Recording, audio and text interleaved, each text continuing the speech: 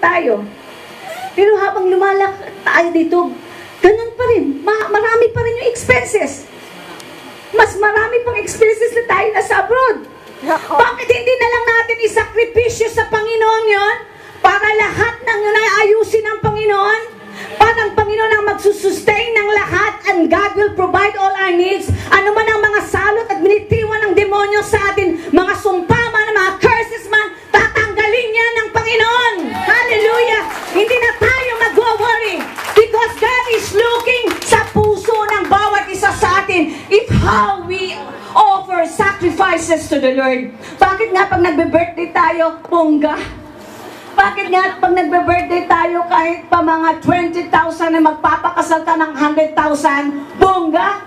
Pero pag nagbibigay sa Panginoon 10 shekel, hirap pa tayong magbunot. Minsan may maririnig pa tayo pa. Hello?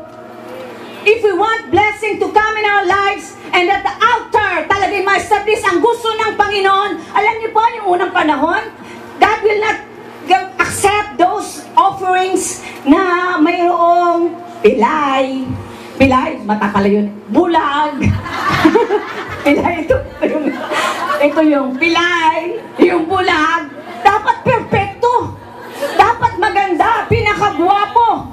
Naiandog natin sa Panginoon. Yung medyo masakit-sakit, sabihin natin, sayang naman ito, nalagaan ko ito naman. Ito na lang kayang medyo may pintas.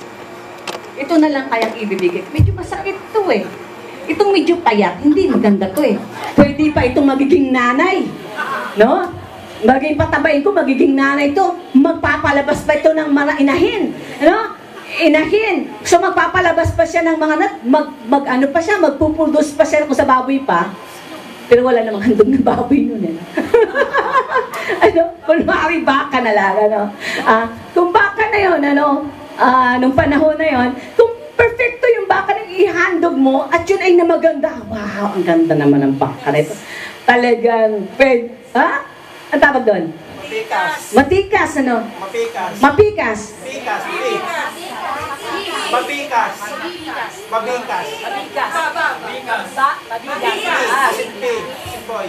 Asinboy, okay. Mabigas. Mali pa rin.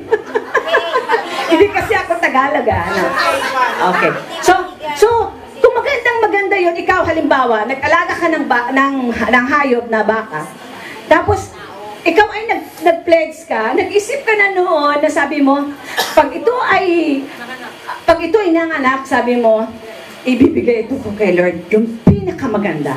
Di ba? Yun yung isip mo, nasa unang isip. Eh, paano ngayon nung lumabas nga?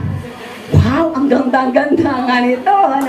So, ang hirap-hirap na nating ibigay yun sa Panginoon. Dahil maganda nga sabi niya, wow, pag lumaki ito, manganganak ito, gandang inahin ito. So, dadami ito. Tamang-tamang ito kay Tutoy. Pag lumaki si Tutoy, siya na ito panghanda na ito sa kasal. Isip natin na gano'n, So, yung time na yun, na mag-offer ka na, hindi ka na makapag-offer sa Panginoon dahil masakit na sa puso mo na ma-release natin yon. Pero alam nyo, yun po ang gusto ng Panginoon, something na masakit sa puso natin na idudukot natin, ibibigay kay Lord dahil may kapalit yun, kapatid. Hallelujah! May kapalit yun, kapatid. Hallelujah! Kung may mga nangyayari sa buhay natin kamalasan, gawin natin yung masakit sa buhay natin, ihandog natin sa Panginoon dahil alam ko na kapangyarihan ng Panginoon ay mangyayari sa bawat isa sa atin. Hallelujah! Dahil siya nagmamayari ng langit at ng lupa, hindi niya ipagkakait ang mga bagay na mabuti para sa kanyang mga anak. Amen! Hallelujah! Palakpakan natin ang Panginoon. Hallelujah! I really feel the presence of the Lord tonight. Hallelujah! Hallelujah! Hallelujah! Hallelujah! And because of this, we build the altar of purpose. Because of this, we build the altar of purpose. Kung tayo po ang ating puso'y kalag na magsakripisyo sa Panginoon, ramdam na ramdam tayo'y malaya na tayo sa ating purpose na kikita po natin. Pero alam nyo, natutulang po. Ako'y dumaan din sa ganong kalagayan. Pag tayo po'y nagkukuripot kay Lord, hindi lang. Ang espiritu natin, payat. ang espiritu natin ay nag-struggle. Pero pag tayo po ay galante para kay Lord, ibang experience.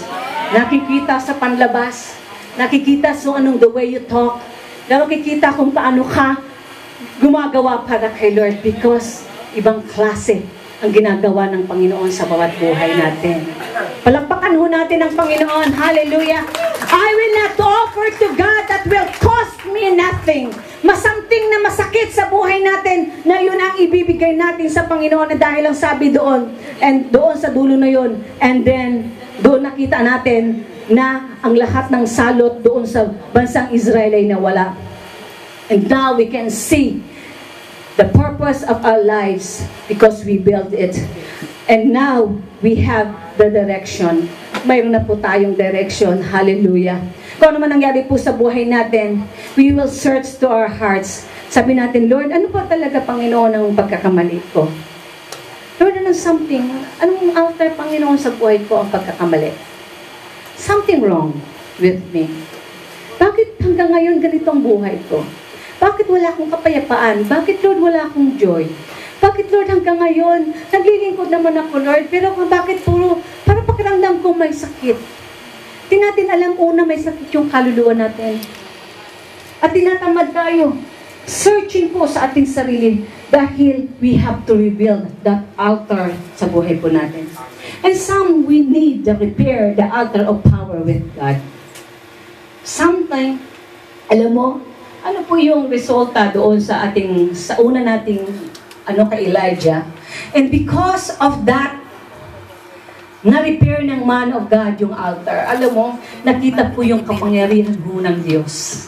The manifestation of power is there. Hallelujah! Bumaba ang apoy galing sa langit at ang altar ng Diyos ay sinunog niya ito. Amen. Because that altar has been rebuilt.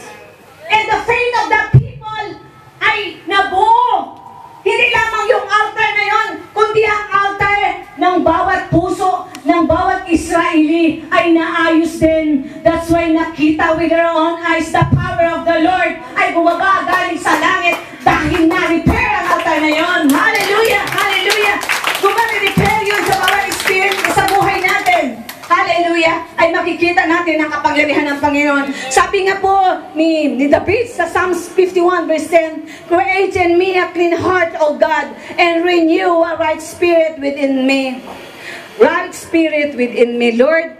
Kung pakiramdam kong masama yung espiritong nasa loob ko, Lord, create me a clean heart, O God. Paltan mo, Panginoon, ang puso kong marumiin ng bagong puso mo, Panginoon. Hallelujah. Hallelujah. How could the power of God be released to us if our spirit is not right with God? Right? Paano natin mararanasan ang kapangyarihan ng Panginoon kung ang espiritu natin ay hindi tama sa harapan ng Diyos? Kaya nga si David, palagi siyang nagpapacheck up kay Lord. Every time na nagmumuni-muni si David, at siya ay natutulog, Lord, search my heart, Lord. Lord, ano ba, bakit natatalo kami sa gera? Bakit, Lord, may mga salot kaming nangyayari? Nagpapasearch si David palagi sa Panginoon. And sabi ni David, create me a clean heart, O God, and renew a right spirit within me. And then repair this altar by having a right speech. Sa ating mga pananalita ay kailangan ang lumabas ay magaganda. Psalms 141 verse 3. Sabi po dito, set a guard, O Lord, over my mouth. Keep watch over the door of my lips. Dahil ang bunganga natin, ito po ay makamandag. Ang bunganga po natin ang kailangang bantayan. Kaya sabi nga ni David sa sarili niya, Lord, set a guard. Lord, maglagay ka ng guard sa aking mga bunganga. Ganda nun, ano?